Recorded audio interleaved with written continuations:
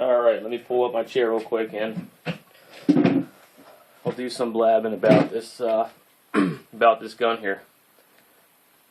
I'm going to be doing a few parts to this gun, I guess, series on videos with the Sig Sauer 5.22. This is a 22 long rifle cartridge that goes in this this particular gun. It comes in many variants. This is the pistol version with a 10-inch barrel. Besides that, and it has the Sig tactical quad rail, which is actually pretty nice. I mean, you could hang anything but the kitchen sink off of this gun. And this is heavy. This is a heavy gun. Everything's well built on it. The upper receiver is built like a tank. The polymer is really good on the lower. It has the saw style pistol grip. And being that it is the saw style pistol grip, it does have a handy little compartment in the bottom there, which is one of my more favorite parts of the gun. You use it as a camp gun or a hiking gun just for fun. It has plenty of place to store a lighter, a sparker, first aid kit, a small fishing line and a hook. It's a little survival kit, ammunition. Plus, besides that, it also, in the simulated gas block in the front, it has a plug. And I will show you real quick that it is empty. The magazine lip feed and is all right there, so you can see it's safety's on, that's off, safety's on. It has a nice sized compartment down the front here to fit ammunition too, and maybe something else. Unfortunately, it won't fit a knife, but maybe a real small one. That's about it. Not even really a fixed blade. But alright, before I get into talking about this isn't going to be a review, and neither will any of the videos. The videos I will kind of just talk about. I've had this maybe almost coming up on a year now, I guess. Not that long actually, but long enough to know it inside and out. And as far as AR style 22s go, semi-automatic 22s go, this would be my favorite. I'm not going to compare it to the other ones. So I know many people have the Smith & Wesson and the Ruger 1022, which is an awesome gun itself. But as far as tactical goes, this is the coolest, in my opinion, which doesn't really count for much. But again, the videos I'll be doing is general maintenance, anywhere from general maintenance up until complete takedown of this gun. Now, there is plenty of reviews out there on YouTube about this gun, some really good ones. Nothing fancy, he does a great review on it, but there really isn't any maintenance videos. And I'm not going to do really a major cleaning video. I'm going to show some of the things I've learned, places to clean on it, to help.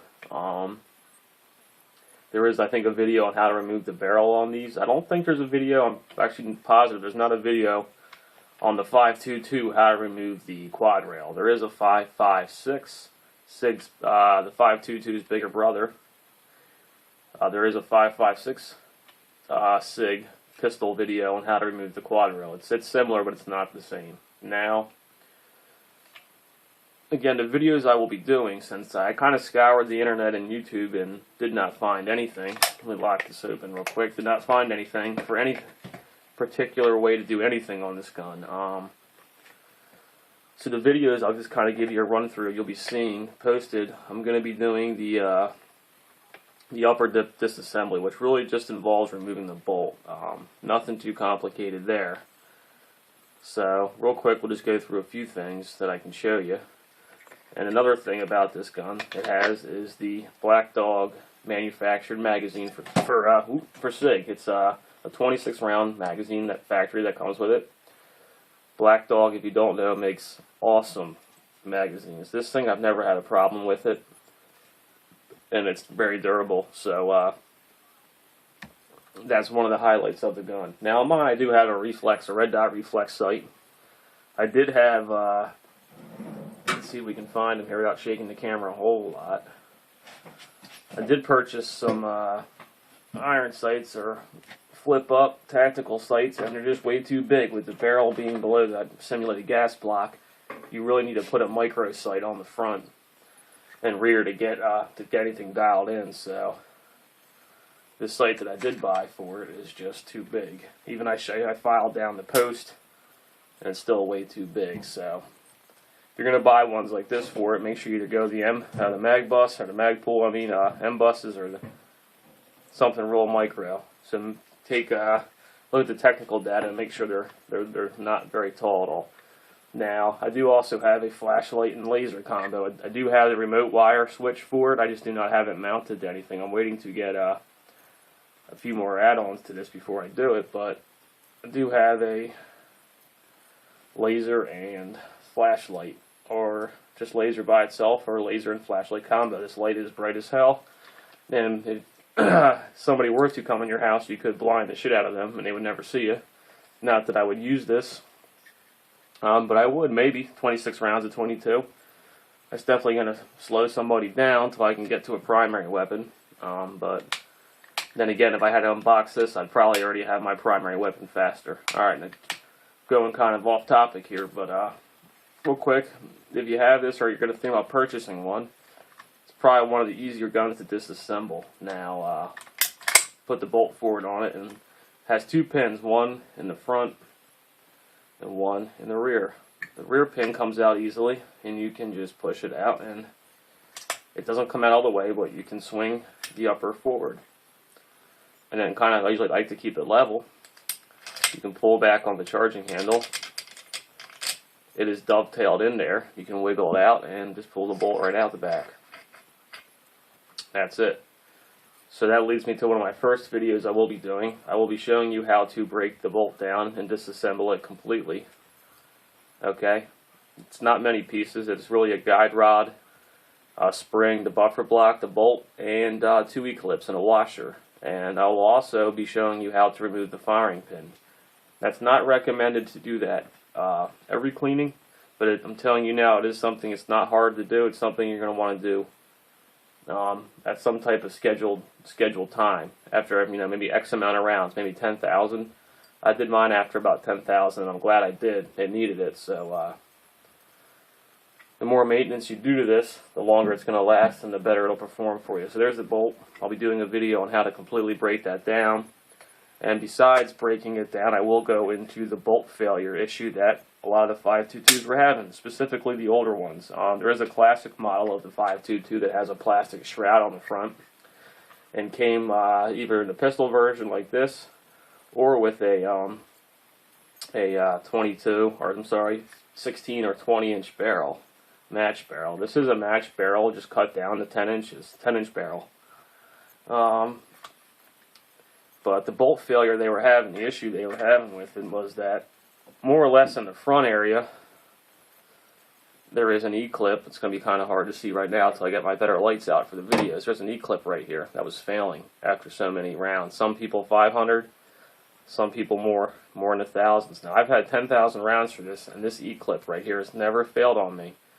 That's mainly in part because I take the bolt apart and inspect the E-clip. There is also an E-clip on the rear here in the buffer, on the top to hold the buffer on.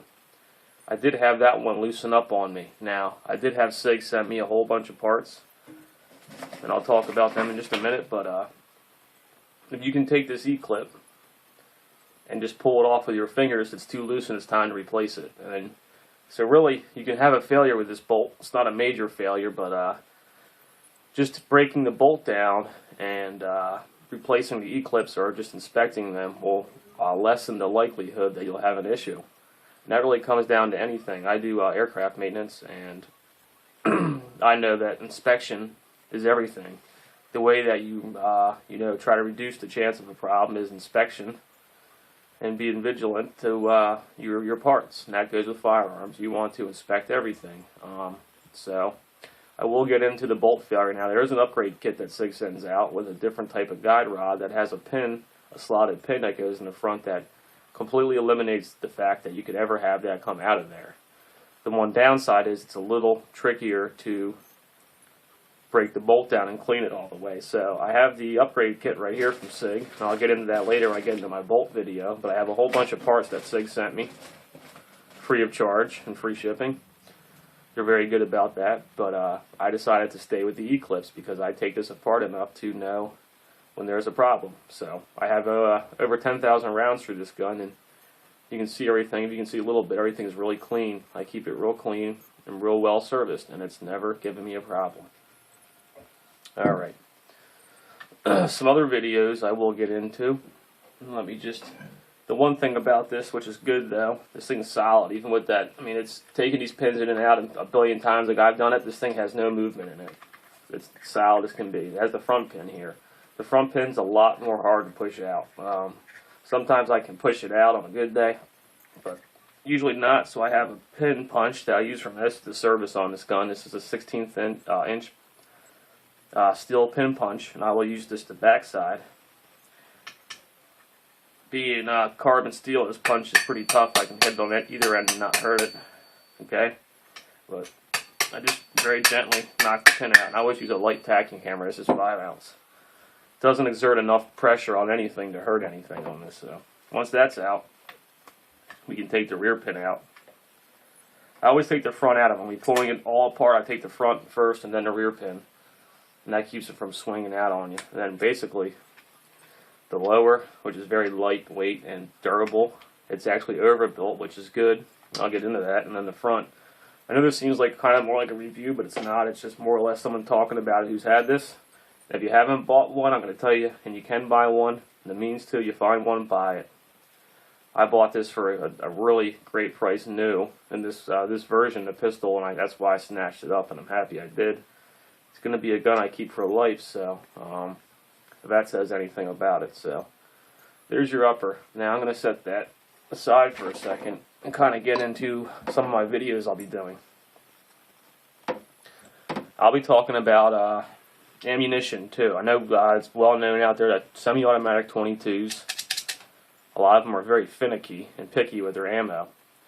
I don't know, a lot of that has to do with magazine. If anybody out there has a Ruger 1022, before Ruger decided to come out and make their own extended, I think they're 30 or 20 something round magazines, they were having feed issues with any type of ammo. So Sig or Black Dog, probably more or less Black Dog did the engineering and design on this Sig probably gave them their upper and had them make a mag for them, and this mag is excellent. And I put 10 different types plus 10 different types or more types of ammunition through this, and over 10,000 rounds, I've never had a fail to feed or a fail to eject. And when I first purchased it, I put about 2,000 rounds through it without cleaning it, just to see how far I could go. And even up until that point where it was so dirty, I just had to clean it.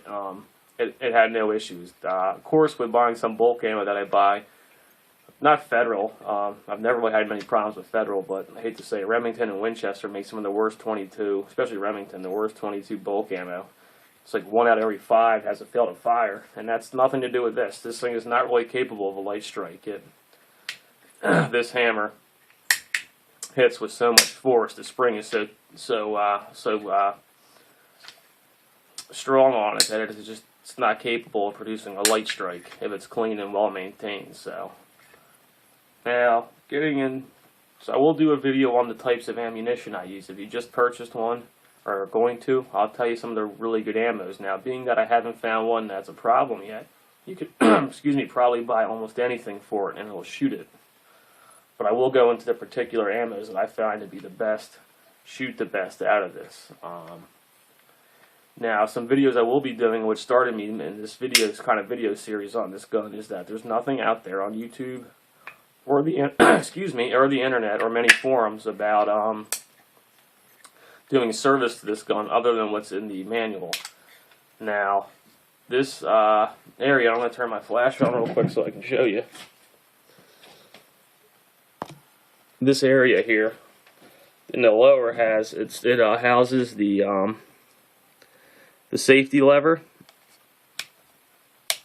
Again, it's ambidextrous safety levers on each side there. It houses the safety. It also houses the trigger and trigger assembly and sear, and then the hammer assembly. Now, the reason again I started these was because I wanted to find a way or a video to kind of give me a heads up how to take these out. When I found nothing, I decided to make a 4-part or 3-part video series on how to. It's not super complicated, but it is a little involved, but it's not too bad. It comes apart basically in little modules. It's the safety comes out, and then the trigger, and then the hammer. And if you want to take your trigger out, you have to take the safety out first. So I won't be doing separate videos just removing the safety, just removing the trigger, or just removing the hammer.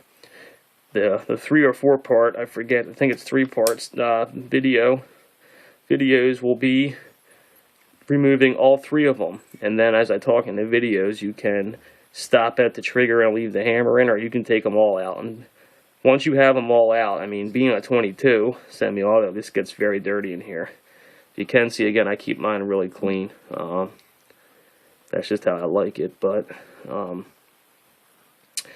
I also will do in one of my videos some polishing work to the sear and hammer. I haven't really lightened the pull a whole lot. There is a trigger spring from an AR that you can modify. There is something on an AR forum about that. I haven't done yet. I don't find the trigger pull to be bad, and I find the reset of the trigger to be great. When you're firing it, it just resets real quick, and it's a really good trigger. You can get this thing shooting pretty fast. But the break of the trigger and the lightness and the crisp of the trigger break is just awesome. So I will show you how you can modify that and polish particular areas on the sear to achieve that with yours, with minimal tools. Again, what I use for this 1/16 inch pin punch will do almost any of the pin removal on it, including the bolt, and this light hammer. Some other things that I do use really is just a pair of mini pliers. That's about it. Sometimes a little bigger of an Allen key, but that's really it. That'll do most of it for you. So, again, I'll be uploading all these videos at once. I'm just making this as an introduction video to the gun and to what I will be showing you and doing with it. So, you'll see a video, a few part video on a lower disassembly, how to disassemble the whole entire thing. And then the trigger comes out as a unit, and I'll also show a video for people who want it that can completely take the trigger apart. Again, which looks complex, but it's not. Removing the actual trigger housing and taking the sear out. So you'll be seeing that. So that'll be on my page.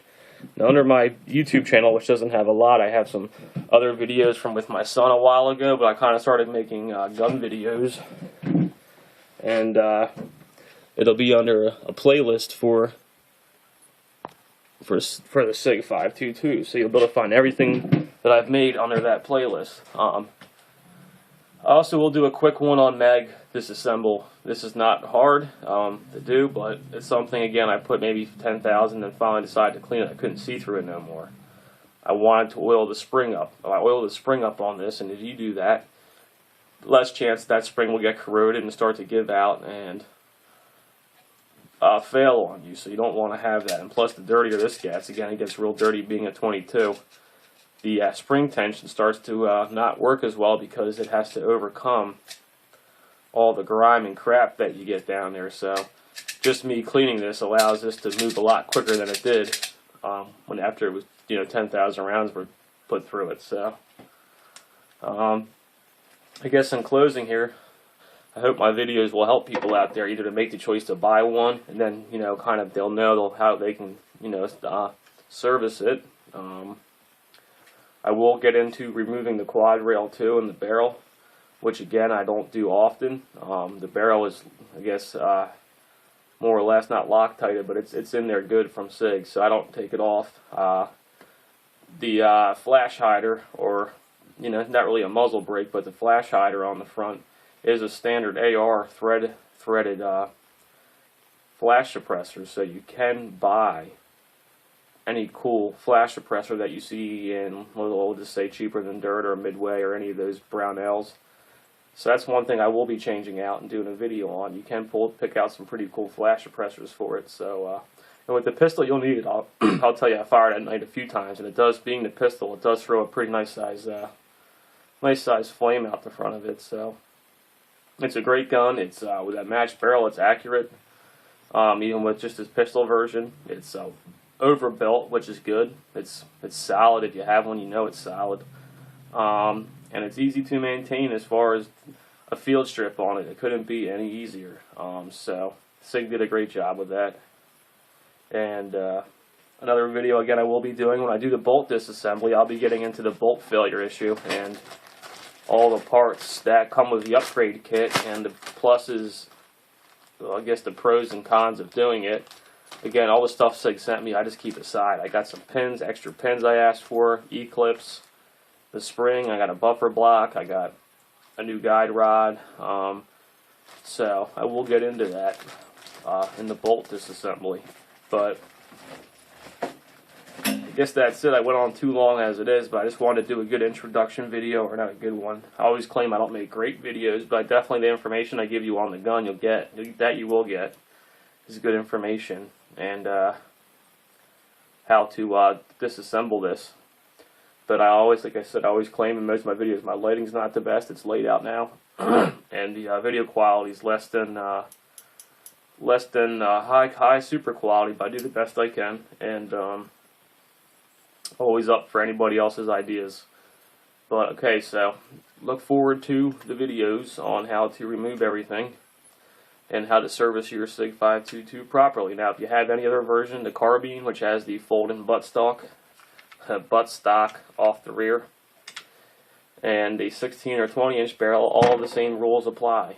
If you have a classic that doesn't have the quad rail, that would be the only difference. But all the maintenance for the lower internals will be the same, and the bolt and the magazine. So really nothing will change. It'll all be the same for you. So trying to think, there's no other videos I think as of now that I have planned to be doing. Like I said, I will do one with the magazine and discuss certain ammunitions for it.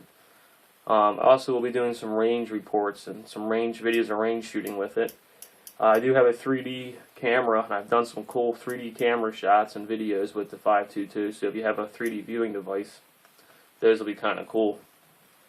I kind of set up the cameras for the casings come at it, and it sounds kind of corny and maybe, but I get pretty damn excited about it. So alright guys, just I guess you might be using some of these videos, just kind of browse through them, and let me know, and I hope they help you guys, and I think they definitely will. So it's been kind of long overdue on YouTube for some good 522 videos. I think there's enough of them out there. So alright guys, I'll catch you on the next one.